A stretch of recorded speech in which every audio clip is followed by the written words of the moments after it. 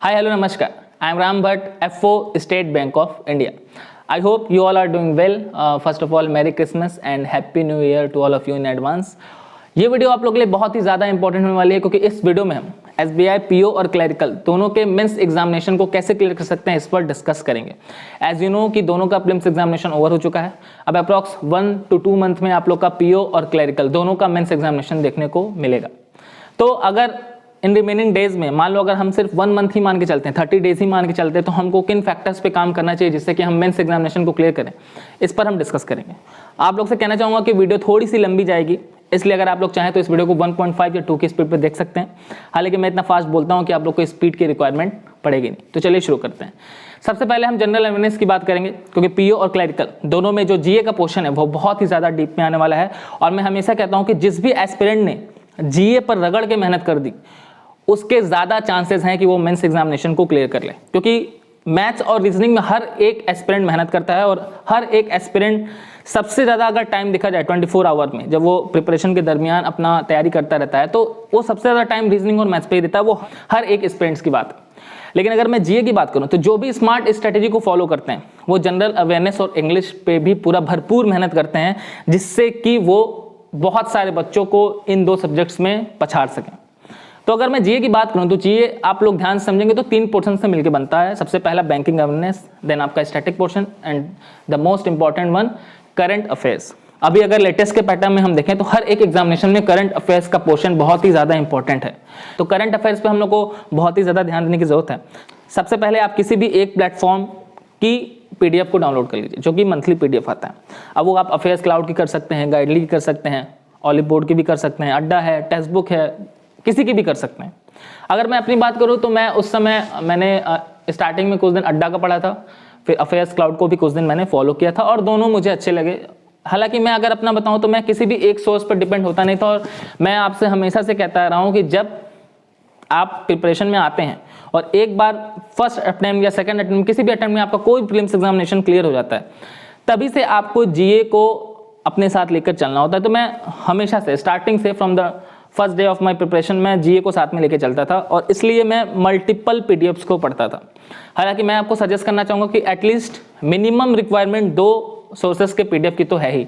अगर आप affairs cloud की पढ़ो, अफेयर्स क्लाउड में देखा जाए तो हालांकि अगर मैं एक दिन की बात करूँ, एक दिन के क्वेश्चंस की बात करूँ तो उसमें 25 to 30 क्वेश्चंस आते हैं करंट अफेयर्स के। उसमें बैंकिंग अवेयरनेस, स्टैटिक सब कुछ है अफेयर्स क्लाउड में। वो आप कर सकते हैं, नहीं तो आप गाइडली ले सकते हैं, अड्डा भी सही है, उसको भी फॉलो कर सकते हैं। किसी एक को भी आप फॉलो कर लीजिए पीडीएफ के रूप में और पीडीएफ को मल्टीपल रिवाइज कीजिए। मतलब अभी क्या है कि आपने मान लीजिए आज अगर आप नवंबर का पीडीएफ डाउनलोड करते हो तो 3 दिन का टाइम लो मैक्सिमम और एक दिन में उस पीडीएफ को, पूरे एक पीडीएफ को पढ़ने में पूरा एक दिन में कोशिश करो। हालांकि 2 घंटा आपको लगेगा और वो भी 2 घंटा तब लगेगा जब आप ऑलरेडी अपने आप को इन्वेस्ट किए हुए थे करंट अफेयर्स में। अगर आप ऑलरेडी सिर्फ और सिर्फ प्रीलिम्स की ही प्रिपरेशन में थे तो आपके लिए कोई अलग स्ट्रेटजी फॉलो करनी पड़ेगी। इस स्ट्रेटजी से आपका काम चलेगा नहीं। लेकिन हाँ, अगर आप आपको लग रहा था कि मेरा प्रीलिम्स क्लियर होगा तो मैं मेंस से कनेक्टेड रहूँ, मैं जीए पढ़ता रहूँ, थोड़ा बहुत आप करंट से जुड़े हुए थे, तो आप पीडीएफ को 3 दिन का टाइम दीजिए, 1 मंथ का, और उसको बहुत ही अच्छी तरीके से रिवाइज करिए, पढ़िए ध्यान से।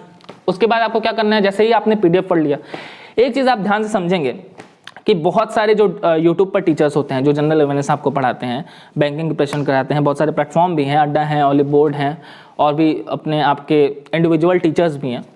तो वो लोग आप अगर फाइंड आउट करेंगे तो हर मंथ का टॉप 200 या टॉप 500 MCQ सॉल्व कराते हैं। वो सबसे इंपॉर्टेंट है क्योंकि अगर आप एक पीडीएफ पढ़ लो, सपोज करो अगर आपने अफेयर्स क्लाउड का ही पीडीएफ पढ़ लिया, अड्डा 247 का ही पीडीएफ पढ़ लिया आपने, तो जो भी इस मंथ के दिसंबर के जो भी आपके टॉप 200 टॉप 500 MCQ है ना, उनको जाकर सुनिए। उनको जाकर सुनने से आपको फायदा ये होगा कि एक तो पहली बात पीडीएफ आपने खुद से पढ़ा है, इंडिविजुअली पढ़ा है, फिर जब आप वो चीज़ किसी टीचर से सुनते हैं तो वो उसको एक्सप्लेन करते हैं। जब वो एक्सप्लेन करते हैं तो वो चीज़ें आपके दिमाग में फिट बैठती हैं, तो वो आपको ज़्यादा अच्छे तरीके से याद होता है। तो जीए में अगर आप ये करते हो तो आपको बहुत ज़्यादा बेनिफिट होने वाला है। सबसे पहले आपको पीडीएफ पढ़नी है 1 मंथ की, उसके बाद आपको MCQ क्या है सॉल्व कर लेनी है, मतलब MCQ सुन लेना है, और इसके बाद एक काम और करना है कि जिस भी एप्लीकेशन का आपने पीडीएफ पढ़ा हुआ है उस एक एप्लीकेशन का आप MCQ या क्विजेस सॉल्व करो। वो बहुत ज़्यादा फायदेमंद है। अगर उस पर्टिकुलर ऐप का उस मंथ का MCQ आपको नहीं प्रोवाइड किया जा रहा है, नहीं मिल पा रहा है, तो रैंडमली किसी भी गूगल पे ही अगर आप टाइप करोगे November quizzes current affairs for banking examination तो भी आपको मिल जाएगा। स्मार्ट कीड़ा पे आप देखोगे तो बहुत सारे आपके क्विजेज आपको मिलते हैं, अवेलेबल रहते हैं, अड्डा पे अवेलेबल रहते हैं, ऑलिव बोर्ड पे भी अवेलेबल रहते हैं, और अगर अफेयर्स क्लाउड की PDF आप वो ऑब्जेक्टिव क्वेश्चंस डाउनलोड करो तो उस पर भी आपको मिलते हैं। तो यहाँ से आपका बहुत ही अच्छा प्रिपरेशन होता है जनरल अवेयरनेस का, और मुझे लगता है कि इससे ज़्यादा आपको करंट अफेयर्स में करने की और कोई रिक्वायरमेंट है ही नहीं। अगर आप इतना सीरियसली करते हो ना, ये भी जो मैं बता रहा हूँ आपको सुनने में काफ़ी हल्का लग रहा होगा कि हाँ हमने PDF पढ़ लिया 3 दिन में, उसके बाद हमने किसी एक टीचर से सुन लिया, उसके बाद हमने MCQ सॉल्व किया, लेकिन जब आप ये करने जाते हो तो जितना ही आसान इस चीज़ को कहना है उतना ही कठिन है इस चीज़ को करना। मतलब 3 मंथ्स में अगर आप 1 मंथ के करंट अफेयर्स को पढ़ते हो एक PDF से, समझ लो आप लगभग 500 to 600 पेजेस को पढ़ ले रहे हो। तो ये जितना ही आसानी से मैं कह रहा हूँ कि ये चीज़ आपको करना है, उतनी ही कठिनाई से आप वो चीज़ करते हो। और मैं ऐसे हवा में नहीं कह रहा हूँ, मैं ऐसे इम्पॉसिबल चीज़ें नहीं कह रहा हूँ। जब मैं प्रिपरेशन में था, SBI PO मेंस था या क्लरिकल का मेंस था, तो हम लोग ये चीज़ें किया करते थे, हम लोग ग्रुप में किया करते थे। हम लोग, मेरा 2-3 का ग्रुप था, हम लोग साथ में ये टारगेट सेट करके 3 दिन वाला और इसको फॉलो करते थे और एक दूसरे से क्वेश्चंस को पूछा करते थे। तो यहाँ से GA की तैयारी बहुत बेहतरीन ढंग से हो सकती है। एक चीज़ आप और कर सकते हो, एक इस PD की करंट अफेयर्स की बुक आती है, उसको ले लीजिए, 60-70 रुपये में आती है, ऑफलाइन मिल जाएगी आपको मार्केट में। वो क्या करती है, वो आपको सेक्शन वाइज नोट्स प्रोवाइड करती है। यानी अगर सेक्शन वाइज अगर आप खुद से करते हो तो बहुत ही बेहतर है, अगर नहीं कर पाते हो तो वो इस PD खरीद लो। उसमें जो भी मिनिस्ट्री होते हैं, CM गवर्नर्स होते हैं, कोई अपॉइंटमेंट्स होते हैं, कोई आपके एक्सरसाइजेस होते हैं, अबुचरीज होती हैं, ये सब जो अलग से सेक्शन वाइज है ना, इनको पढ़ने से आपको बहुत ज़्यादा फायदेमंद है। कोई स्पोर्ट्स पर्सन है, उसके बारे में आपने डिटेल में एनालिसिस कर लिया, बैंकिंग कंसेंट्रिक न्यूज़ है, उसको आपने अच्छे से नोट कर लिया, तो GA के लिए ना ये बहुत ही सफिशिएंट है। लेकिन आपको इतना ही करना होता है। अब इतना भी अगर आप नहीं करते हो और या फिर आप डिस्टर्ब रहते हो कि कैसे करें, तो ये आपकी प्रॉब्लम है, मैंने बता दिया। मतलब ये बहुत ही शानदार और बहुत ही टू बी पॉइंट वाला तरीका है जिससे आप GA तैयार कर सकते हो। तो इतना अगर आप करते हो तो अच्छा है। अदरवाइज GA पे मैंने एक सेपरेट वीडियो बना रखा है, प्लेलिस्ट में जाएंगे तो आपको मिलेगा, उस पर अप्रॉक्स 1.5 लाख व्यूज गए हैं उस GA वाले स्पेशल पोर्शन पे कि भाई GA की तैयारी कैसे करें। वो वीडियो अगर आप देखो तो GA आपका और अच्छे तरीके से तैयार हो सकता है। नेक्स्ट हम आते हैं रीजनिंग पे। PO की रीजनिंग और क्लरिकल की रीजनिंग दोनों के लिए सेम स्ट्रेटेजी को फॉलो करना है।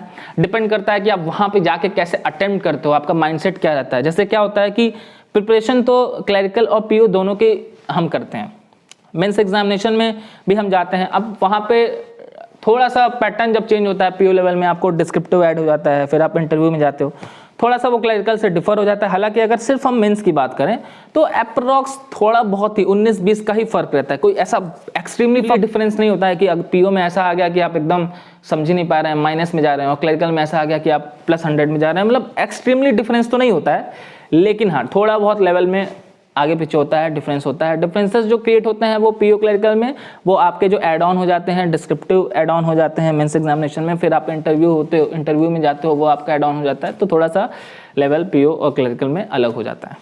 तो अब अगर हम बात करें रीजनिंग सेक्शन की, तो अगर मैं ये आपसे कहना चाहूँगा कि रीजनिंग सेक्शन में क्या है। रीजनिंग में तो सबसे मोस्ट इंपॉर्टेंट थिंग्स है आपका पजल। जिसने पजल पे पकड़ बना ली उसको कभी कोई हरा ही नहीं सकता। अब समस्या ये है कि पजल पे हम पकड़ कैसे बनाएं।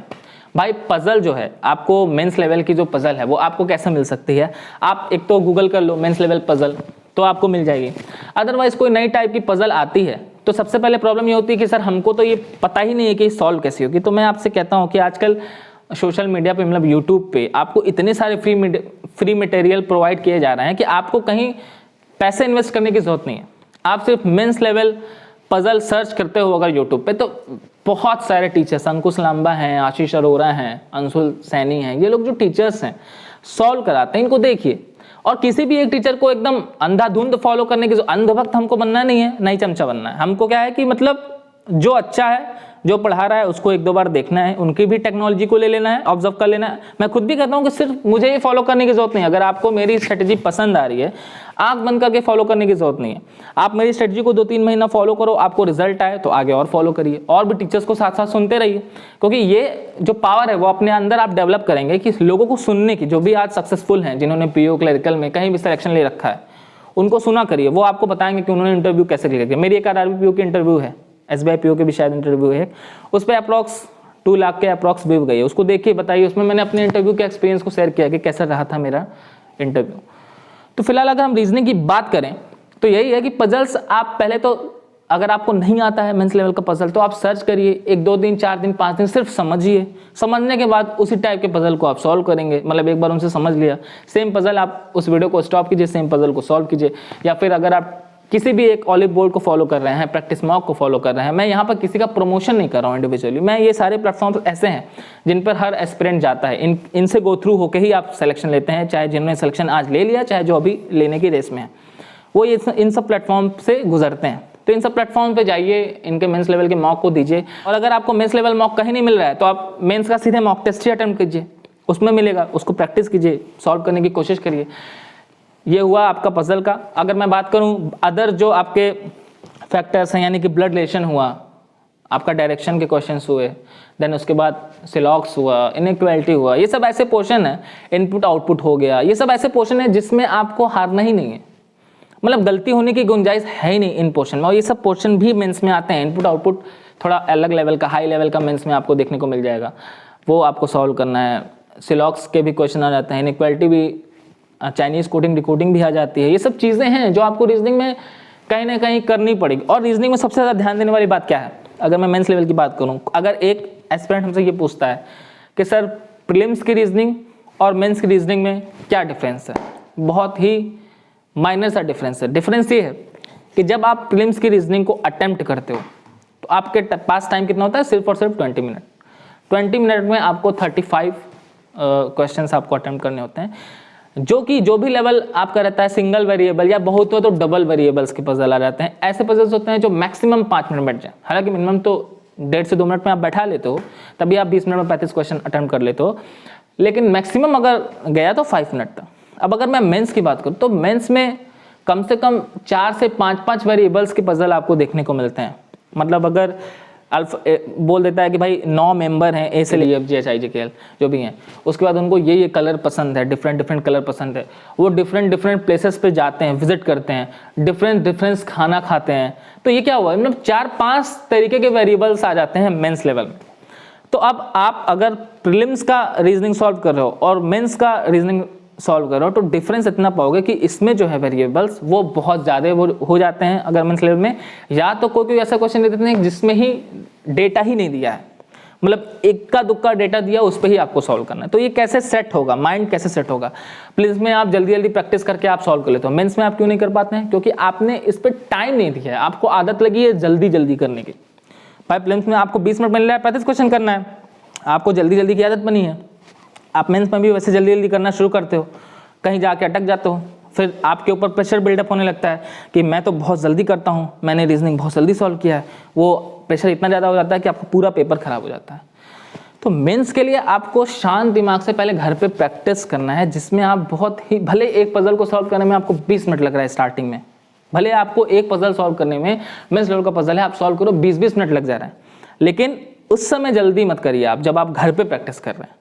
एक समय आएगा जिसपे आपने 20 मिनट का टाइम दिया था, वो ही पजल आप 5 मिनट में बैठा लोगे मेंस लेवल का, लेकिन वो टाइम आने में टाइम लगेगा, वो प्रोसेस है, ट्रस्ट द प्रोसेस पे अगर आप विश्वास करते हो तो एक दिन में भाई कोई भी सक्सेसफुल बना नहीं है, एक दिन में आप सिलेक्शन ले नहीं पाओगे। फाइट इतनी तगड़ी है, 5,000 to 6,000 वैकेंसीज पे क्लर्क में और 2,000 वैकेंसीज पे PO में कितने लाख लोग फॉर्म भर रहे हैं और कितने घंटे पढ़ाई कर रहे हैं, कितनी शिद्दत से ये जॉब पाना चाह रहे हैं। तो फाइट है तगड़ी, तो मेहनत भी तगड़ी चाहिए और स्मार्ट स्ट्रेटेजी चाहिए। तो रीजनिंग में यही फर्क है कि आपको मेंस लेवल का पजल सॉल्व करने के लिए उस पर बाकायदे टाइम देना है, इन्वेस्टमेंट करना है, अपने टाइम को इन्वेस्ट करना है, तो आप रीजनिंग सॉल्व करोगे।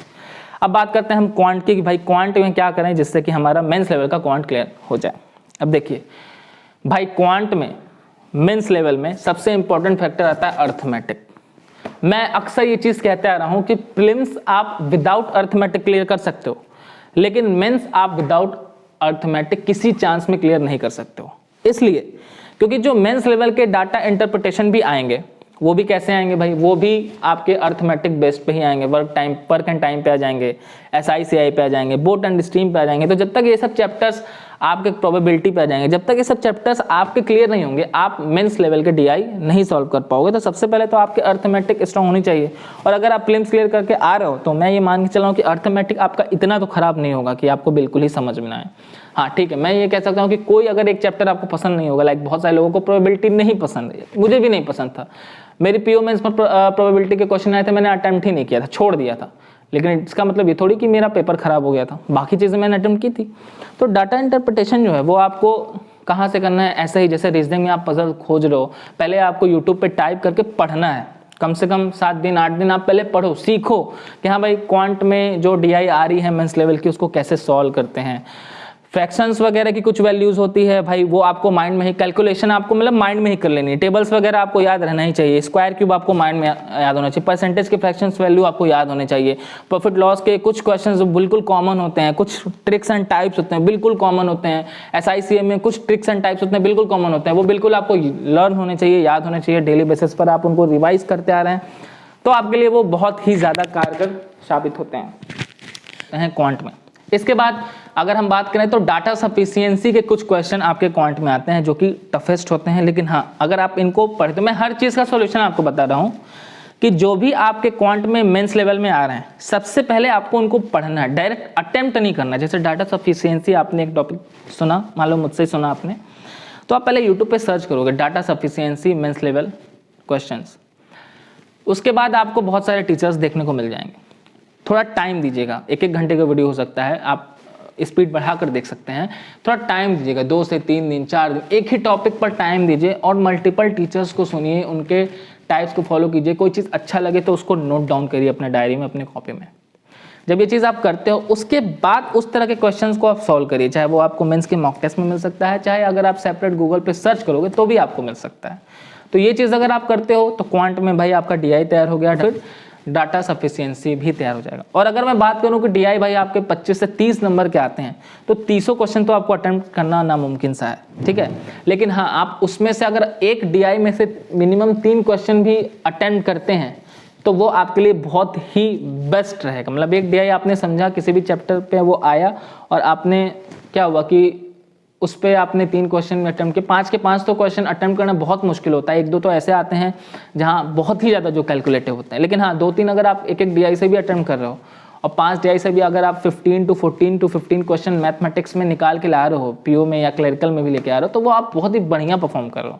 अब कुछ लोग होते हैं जिनको होता है कि भाई मुझे ये डीआई समझ में आ रही है तो मुझे 5 के 5 करना है। देखो आपको ट्राई करना है लेकिन आपको जिद्दी नहीं बनना है। बहुत सारे लोग मेंस के एग्जामिनेशन में फेल इसलिए हो जाता है क्योंकि वो जिद्दी बन जाता है कि भाई हमने प्रीलिम्स क्लियर किया, हमने तो भाई रगड़ के पढ़ाई की है, तो ये क्वेश्चन हमसे सॉल्व नहीं हो रहा है तो इसको तो मैं छोड़ूंगा नहीं, आज जो है यहीं इसका मामला खत्म कर दूंगा। ये चीज़ आपको बिल्कुल भी नहीं करनी है। कैलकुलेशन पे आपको ध्यान देना है, फ्रैक्शंस वैल्यू को ध्यान में रखना है, बहुत सारे ट्रिक्स एंड टाइप्स होते हैं उसको आपको क्वांट में ध्यान देना है। उसके बाद आपका बचता है स्टेटमेंट एंड कंक्लूजन के क्वेश्चन। भाई असम्पशंस पे बेस्ड क्वेश्चन होते हैं, इस पे भी आपको सेम ट्रिक फॉलो करनी है। पहले क्या होता है, एक तो कैट मैट लेवल की कुछ बुक्स आती हैं उसमें भी ऐसे क्वेश्चंस दिए रखे हैं। हालांकि मैंने एक कैट की बुक ली थी उस समय ये असम्पशंस वाले क्वेश्चन के लिए, ये कुछ दिन पढ़ा भी था उसको।